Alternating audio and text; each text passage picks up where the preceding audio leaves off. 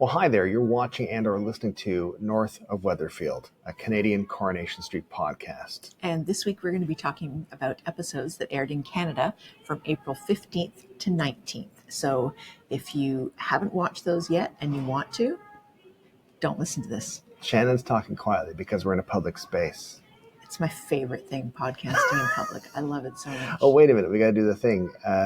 My name's Brittlestar. My name's Shannon. These aren't our real names, of course, right? What That's are our real right. names this week? Well, I planned a different name when I was going to be in the room, Okay. but now I'm stuck with it. So I'm going to be Debbie. I'm not going to do the accent, but I'm going to show a lot of teeth. A lot of eyes. It's just going to be, you just have to get it done. And and really, Steve, get yourself in order. That's pretty good. I like that. I'm gonna be. See if you can guess who I am. For those of you listening at home, I'm staring intently. I don't know. Roy? Damon. I'm Damon. Does a lot of silent staring. Yeah, and pondering. You weren't pensive, looking maybe quite shifty enough. Pensive thing. Well, it's hard for me to look shifty. Yeah. So we're coming to you. This week's episode is from the second floor of the Holiday Inn of Liverpool, and so I believe we are literally. Are we literally north of Weatherfield now? I think we are. I'm directionally challenged. I am not the one to ask. Let's just say we are. For those of you with maps or Google, you can confirm or deny this, but I think we are literally north of Weatherfield. Did you get the theme song ready to go? Yeah, let's do the theme song right now.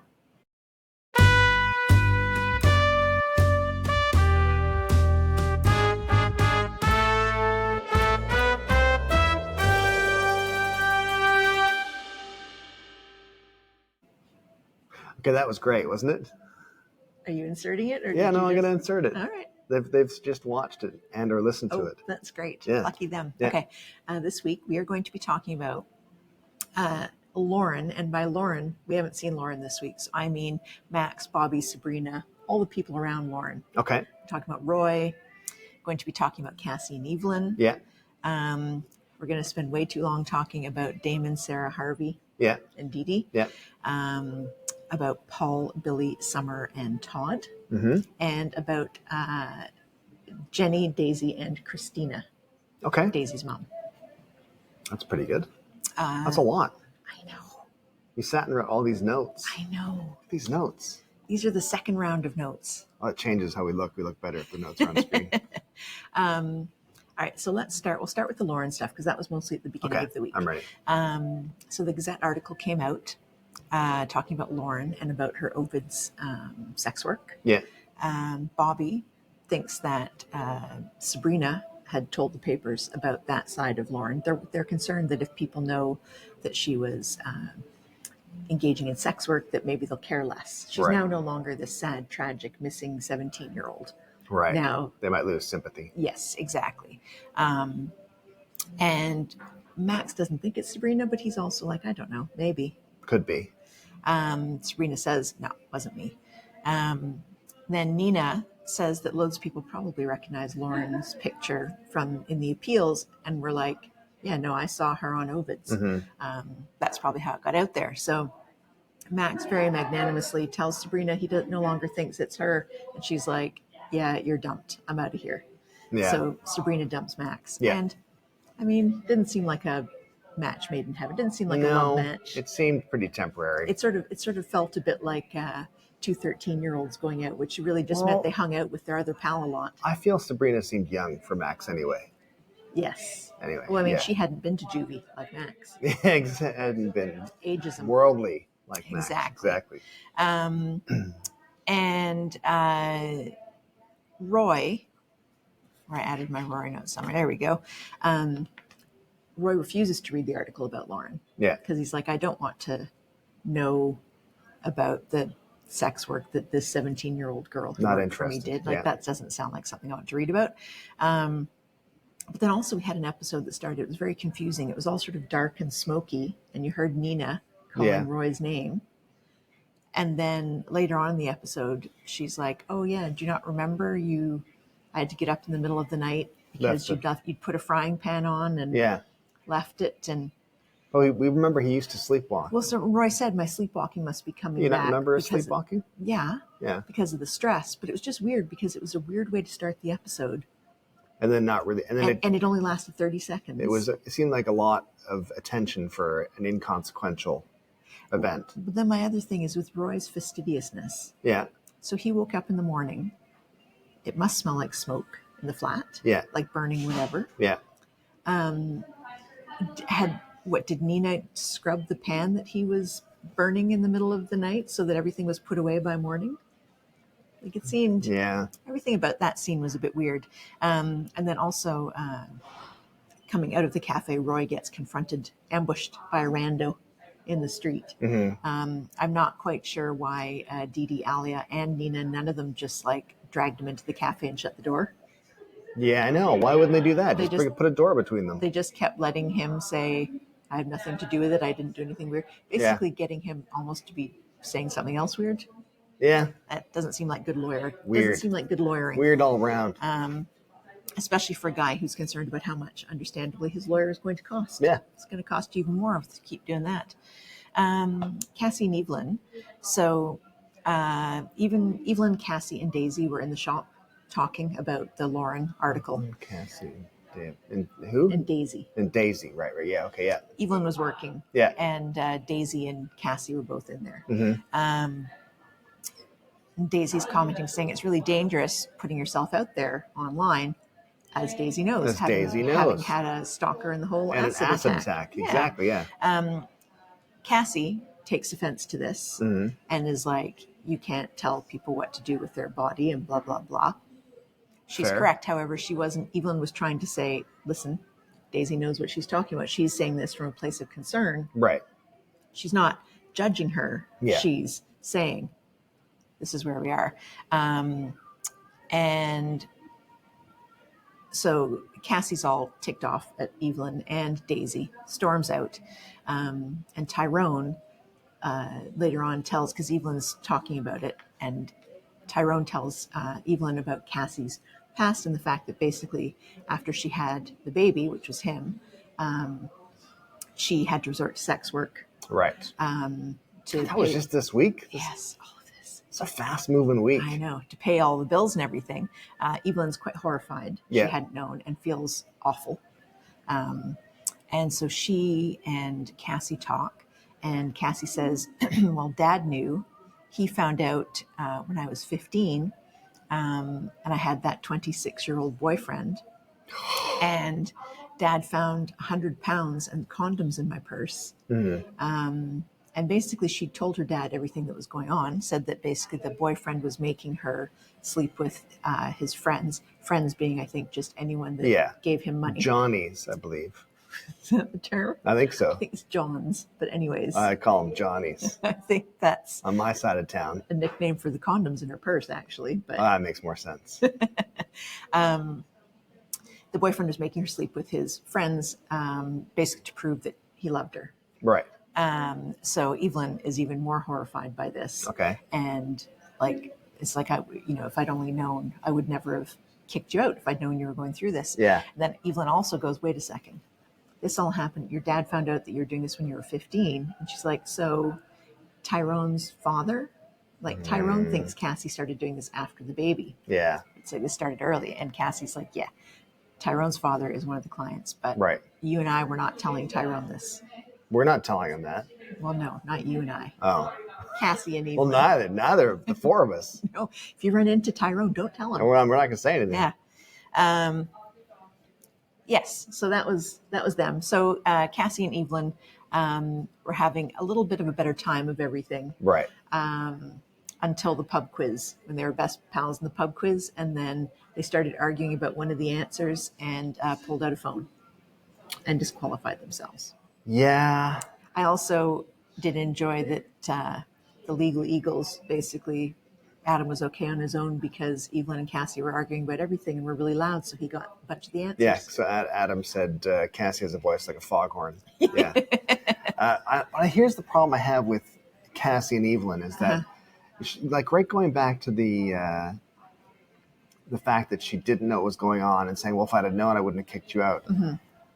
there's no self-awareness. There's no awareness in general of what's going on around them. Like right down to like pulling out the phone and stuff. It's like they're so oblivious. Yes. I think I find it hard to believe that Evelyn would be so oblivious to have her daughter going through this. Obviously sketchy. Yeah. She's not totally blind to it all. She can see what's happening. Yeah. So I just find it hard to believe that she'd be that oblivious to be like, well, if I'd have known, I wouldn't have kicked you out. Well, maybe you still would have. I think probably she still would have. In fact, she might have been more likely to kick her out. Exactly. Yeah, I agree. Evelyn's not one of my favorites. I don't mind her. But let's talk about the dad. Oh, the dad's even worse. He's dead now, probably just as well. He was dead to me right as soon as I heard that. Well, Cassie thought that she'd killed him with the stress. Yeah. But Evelyn, to be fair, was like, nah, that was bad diet and high blood pressure. Yeah. I'll do it. Yeah. Right. Okay, so the big one was Damon and Harvey, and then the knock-on effect for Sarah, and then Dee Dee makes an appearance in this whole thing as well. So Harvey tells Damon, okay, tomorrow is the day for the robbery, and it's Harry's birthday. Right. And he says, listen, why don't you just get one of your lackeys to do this? Right. And Harvey says to Damon, nope, you have to be the one to do it. Mm-hmm. So Damon tells Sarah that he has to, I was supposed to talk first. Sorry. I made my arrows and I couldn't read them. Damon had told Sarah to go to a posh open house without him. Yeah. I don't know why she'd want to go without him. That doesn't seem like much fun. No. Yeah, we can't afford this currently. Go see it on your own. Yeah, who cares? But then when she comes back, he says, well, listen, if I do a couple more jobs for my building thing I have going with Ed, maybe we'll be able to afford this. Yeah. So, first of all, what does Sarah think Damon does all day? Like, what kind of... He's not... He just like sends Ed emails in the morning in her mind, and Ed goes off and does all the stuff? He's a businessman. You know what I mean? Just sending some emails every now and then. Yeah. Anyways, I feel Sarah's willingly oblivious. Oh, for sure she is. Yeah. Yeah. And then, so Damon tells Sarah he's going to have to miss the party in the early evening because he has to go meet a client that he and Ed are working with. Mm-hmm. Very important meeting. Sarah runs into Ed later on in the day and she's like, well, that's great. You and Damon are getting all this business. And Ed's like, what are you talking about? Do your Ed impersonation. What are you talking about? There you go. What are you talking about? And she's like, oh, the work you and Damon are doing. He's like, I don't know what you're talking about. So Ed, with all of his deceit and subterfuge. I know. You think this whole week was a week full of people who should have known better. Yeah. Like, not that I want to help some guy cover up possibly having an affair on his wife, but really, Ed, you're just going to throw him in it like that. Yeah, when he's your bread and butter. Yeah. You'd be like, hey, man, I heard this happening. Tell me. What's going on? Yeah. So later on, Ed sees Damon sitting in Victoria Gardens. Again, Sarah, what do you think he's up to all day? Like, he probably walked past Victoria Gardens about 8 times a day.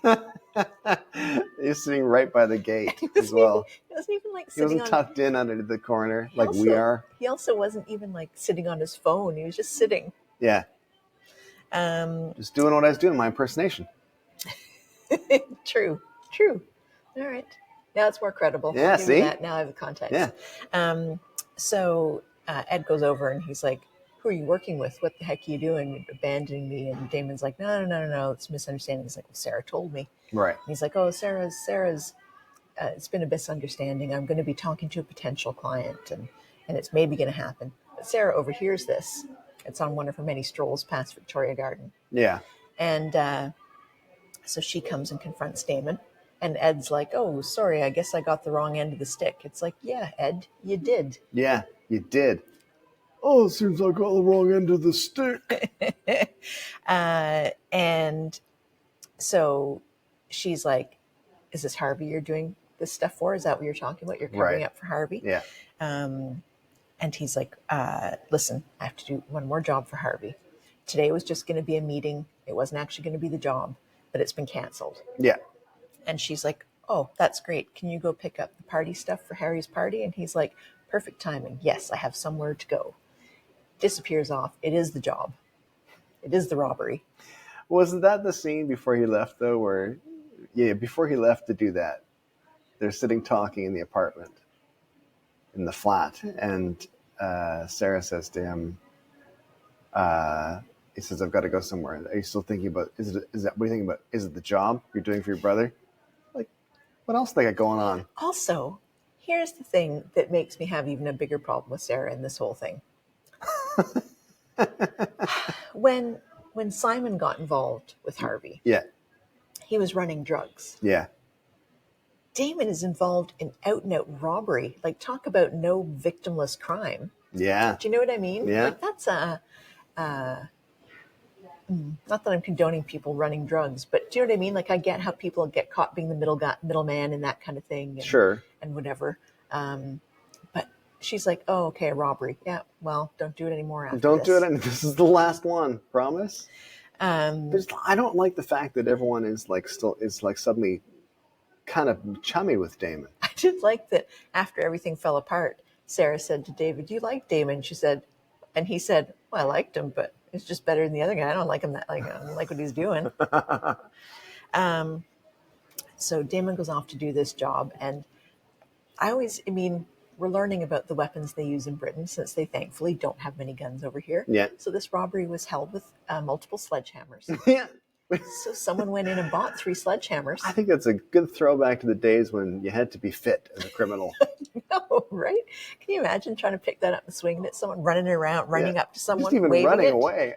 Just leave it. Oh no, Have you ever picked up a sledgehammer? I have. They're super They're heavy. Incredibly heavy. Because the idea of the sledgehammer is you pull back and then you just let the forward motion do it. You don't actually push on it or anything. Yeah.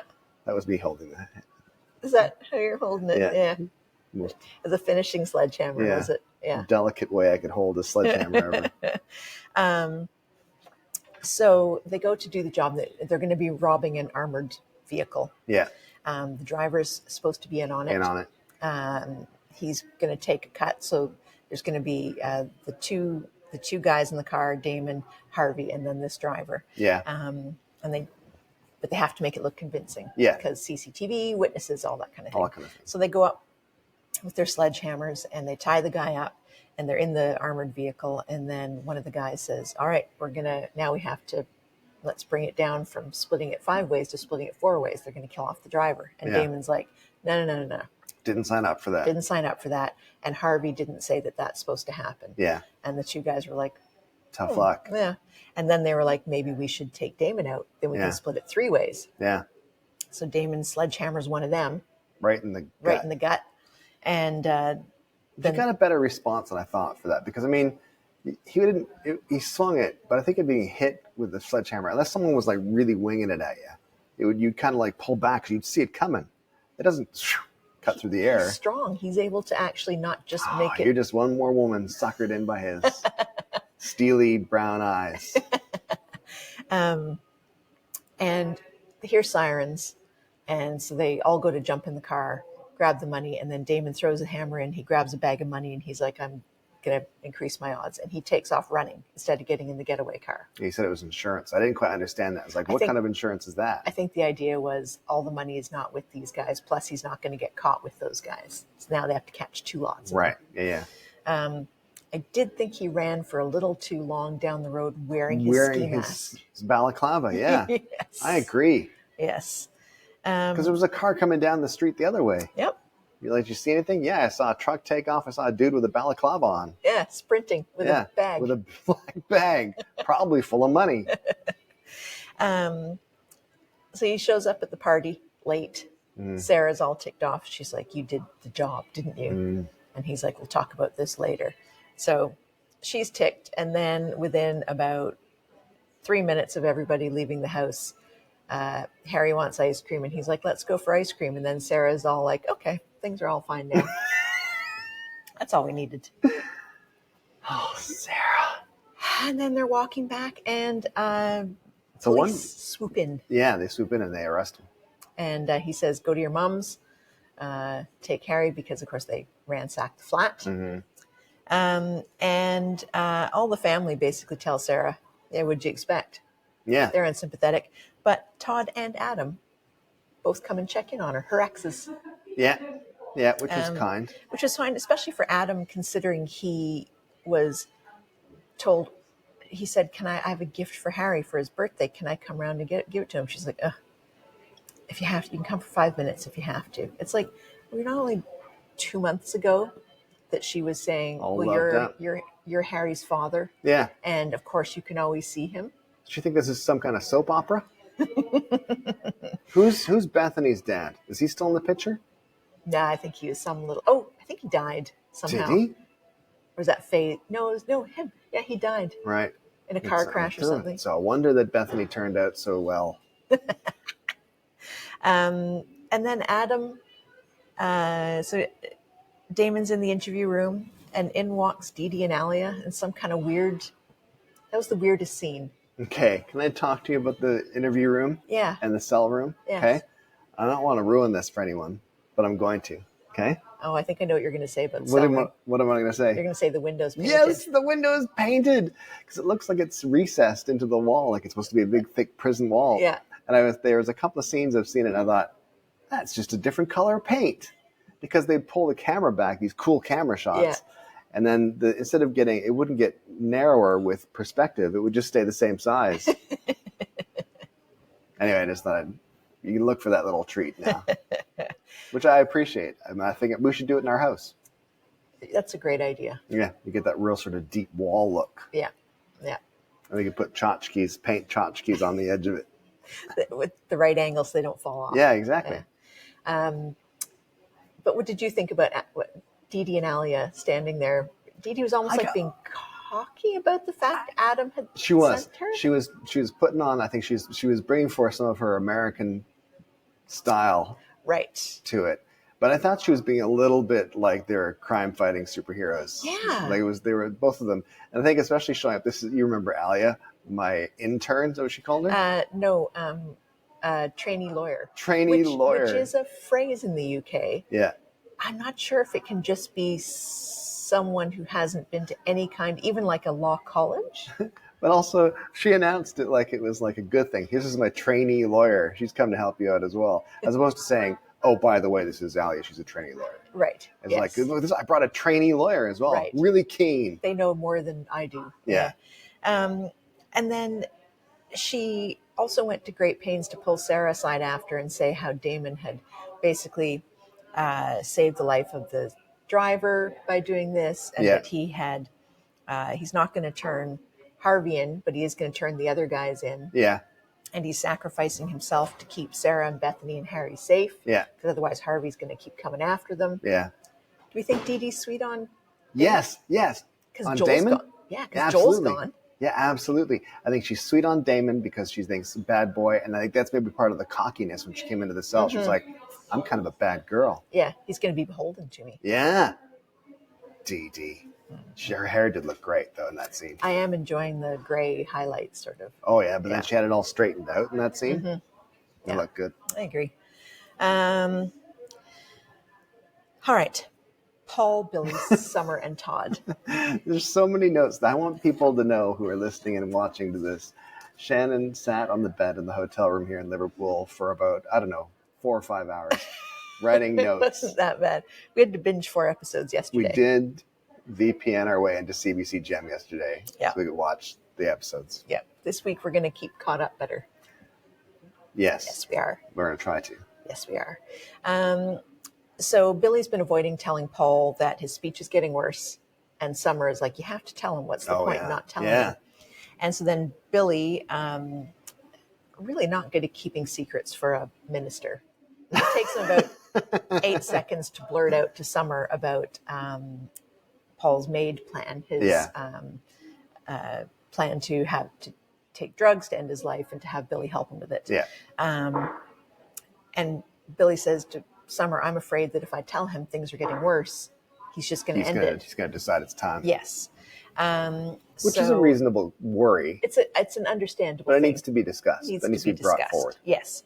So he says, I will talk to him about it, but not today. So they go to karaoke night in the Rovers.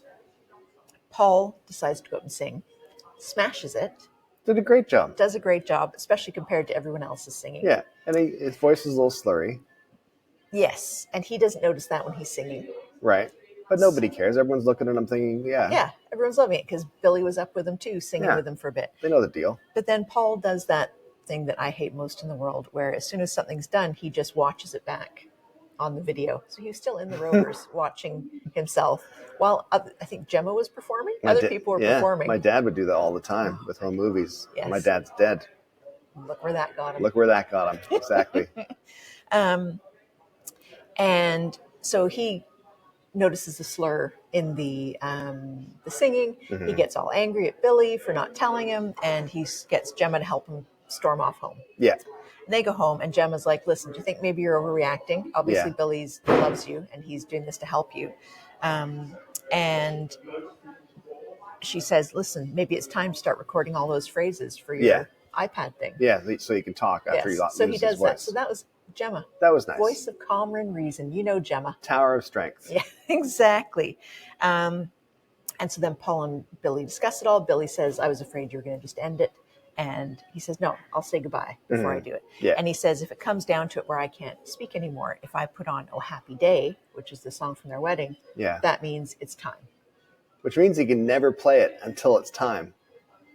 I mean, it was their church hymn kind of song for their wedding. Yeah. So, fair enough, whatever. Did Nana Muscuri write that song? No idea. Why would I know? Or maybe it might just be a traditional gospel tune. I think it's a gospel tune. Right, she just made it famous. Sure. Those glasses. Is that who you aspire to be? Nana Muscuri. Yeah. Totally. That's what I'm going for. So Summer books her ticket to Boston. Yeah. What a week for Summer. Is leaving the next day. Yeah. How much did that ticket cost? $1 billion. Last minute ticket to America from England. Yes. Listen, we know. I've done a lot of traveling this year so far. And if you leave it within 30 days, you're paying at least double. Yep. So they decide they're going to have one last dinner. Decide that they should have it at the flat. Yeah. And that Billy should cook it because he's a better cook than Bernie. Yeah. So first of all, one last meal, just get takeout. Get nice takeout. I understand because they wanted to do a nice meal that it was Paul's favorite meal at the big Paul's not going anywhere. I know, but the idea was it would be Paul's favorite meal so that Summer could enjoy the fact that he was enjoying it and all that kind of stuff. But here's the problem I have. The problem is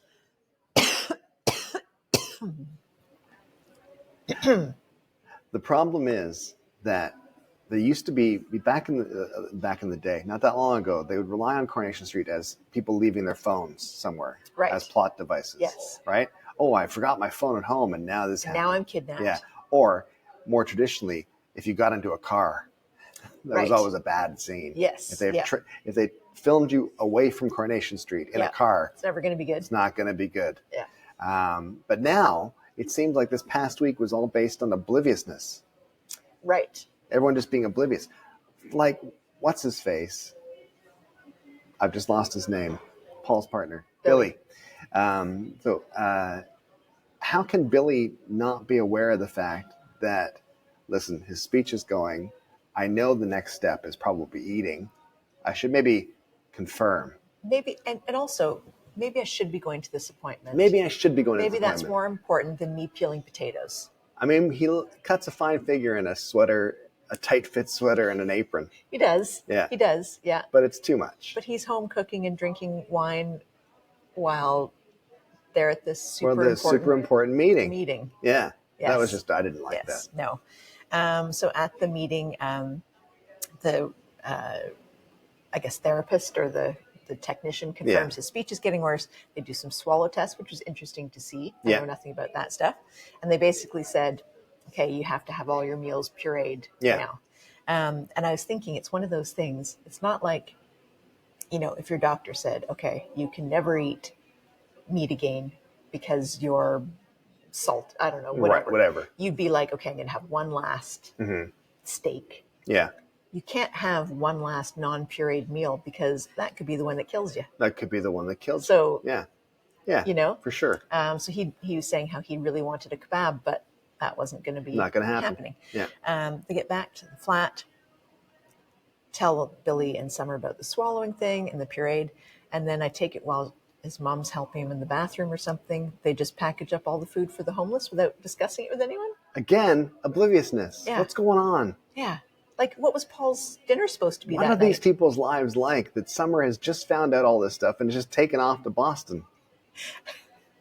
I'd be getting the heck out of there as well, probably. Well, probably, yeah. Yes. And then Paul's like, no, we'll just puree this. But then they decide that they should put everything. Yeah, that was a bit much. Including Yorkshire puddings in the blender. One up.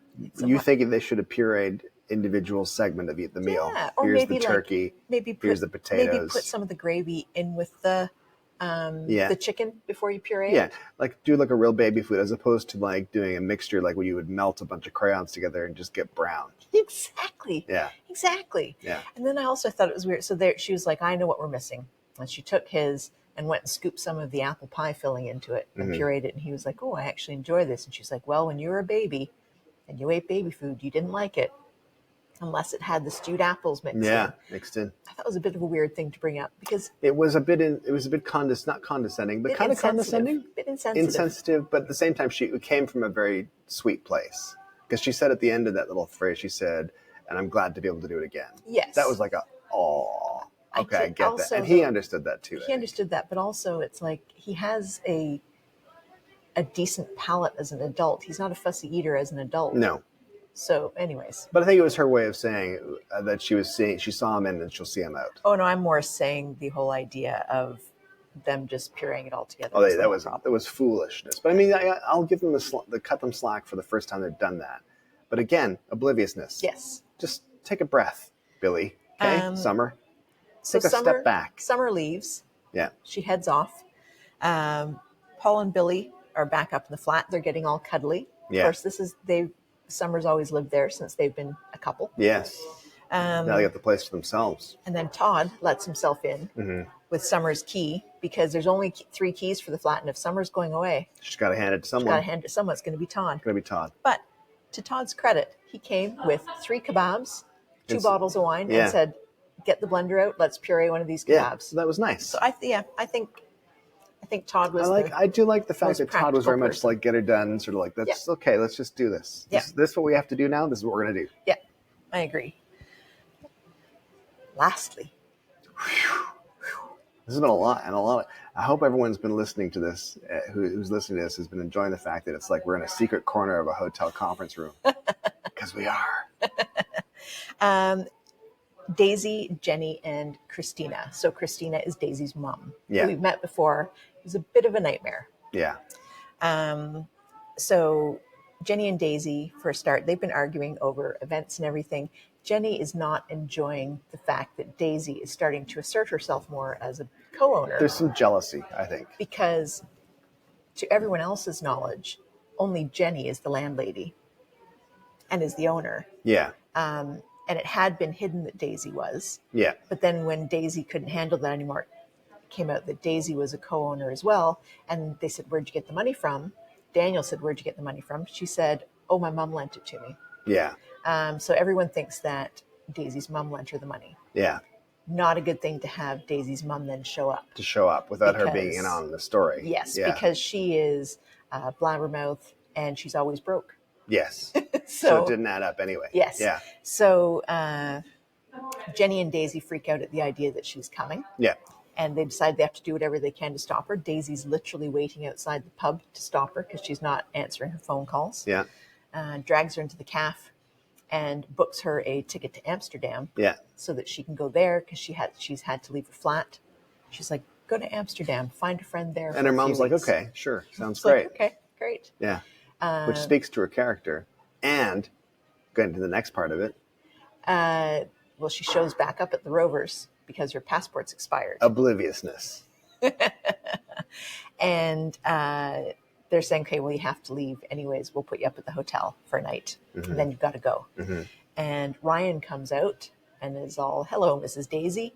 And she's like, oh, Ryan, so great to see you. And he's like, would you like a drink? You stay for a drink. And they're like, no, she has to leave. He's being all charming. He's put on the charm offensive there. He is charming. He is charming. I agree. And then he says, listen, you can't kick your mom out like this, especially after what she did for you. Yeah. And they're all going, no, let's go. And she's like, what? And he's like, after your mom gave you all the money to buy the pub, that's not very nice. And Christina's ears are... Yeah. She's like, huh? Yeah. Yeah. Drag her into the back room. And then Daisy ends up having to tell her everything about where they got the money from. So I think that was foolish. They essentially stole the money from Carla. It was her insurance money. The money that was already been paid out by insurance. No, it's already been paid out by... It was the money Stephen stole from Carla. And they found it on the laptop that Jenny had. Did you think... So Daisy's explanation for why she told her was she never tells secrets because she needs to hold it over you. So if it's an incriminating secret, she's never going to tell anyone because she'll lose her power otherwise. Yeah. And meantime, she's extorting wine and nights at the hotel. See, I think this is no reflection on my character. I think this means it will be. No. I think that Daisy should have said a variation of the truth to her mom that would satisfy her mom's curiosity, but still let her feel like she had a secret over her. Right. But it was an inconsequential secret. Right. Or something like we found a bag of money outside Damon's place. Or even just, it was a bit of a dodgy loan situation. So we're not supposed to talk about it. Right. We found a guy at the bank who gave us a loan because he thought I was cute or something. Right. Yeah. That's a point. Yeah. See? Right. So she could have held... That's no judge of my character except for the cleverness of it. All right. Is that it? That's it. Again, what a week for Summer. What a week for Summer. She just found out about about Paul's plan to off himself, and then boom, end of the week, she's in streetcars off to the airport. Yeah. To fly to Boston, which we know there's no direct flights from Manchester to anywhere right now. Not this time of year. Maybe there is to Boston. Maybe Toronto just doesn't count. Yeah, true. Yeah. So, and now someone in the comments on last week's show had said they thought Summer was pregnant, which would, in real life, the actor, which would make sense that she's leaving for a while. She didn't look pregnant to me. No, she didn't look pregnant. But as opposed to, I think Alia might be. But we don't know the sequence in which they filmed those things. Yeah. It's possible they filmed them in different order. But anyway, so Summer's gone. Your favorite moment? Yes, so this is a new thing we were doing starting last week. Yeah. It was favorite moments, so for the fun stuff. Yeah. So my favorite moment was Steve going to Debbie's 2-for-1 cocktail night to try to meet some, as Debbie called them, desperados. And Ken decides to come along with. Yeah. So Ken gets himself all dolled up, coats on the hairspray. Yeah. And away they go. He looks pretty good for 92 or whatever he is. Yeah. You know what I mean? Mm-hmm. Listen, he knows the game. So I do thoroughly enjoy Steve and Ken's interactions these days. I love it. But what was made even better was Debbie coming up to them because there weren't really any women there. And as Steve said, the cocktails were overpriced. So he was unhappy. Then he sees a young woman he decides he should go up to. Yeah. And he's starting to run lines. And Debbie's like, no, you cannot say things like that. Yeah. And she's like, Ken, work on little anecdotes with him. I'm going to go check out this woman. Yeah. So my favorite moment was Debbie and Ken helping Steve try to get a date at this singles night. But then that woman was interested in Ken. No, that was a different woman.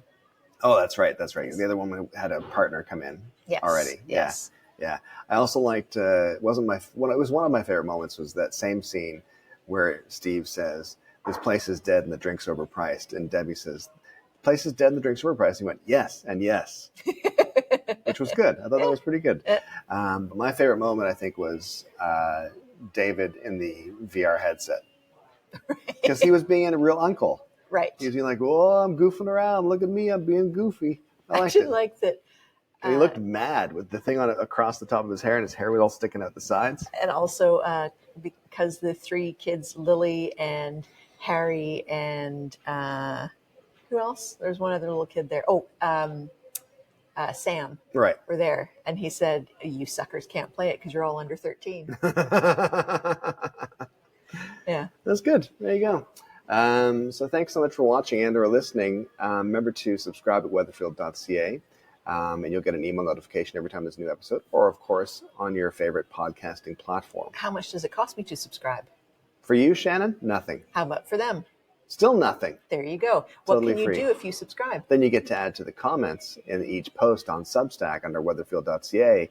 And you'll see lots of little developing community of people. And it's really great. Yeah. It's super fun. Yeah. And also, celebratory news. We are number 29 in the after shows category on Apple Podcasts in Canada. I don't know what that means, but that sounds... We're in the charts. We're in the charts. We're the top 30. the ever coveted top 30 after shows podcast category. So thank you. If you've downloaded and listened and subscribed, you've helped to do that. So thank you very much. Let's play the theme. Here it goes.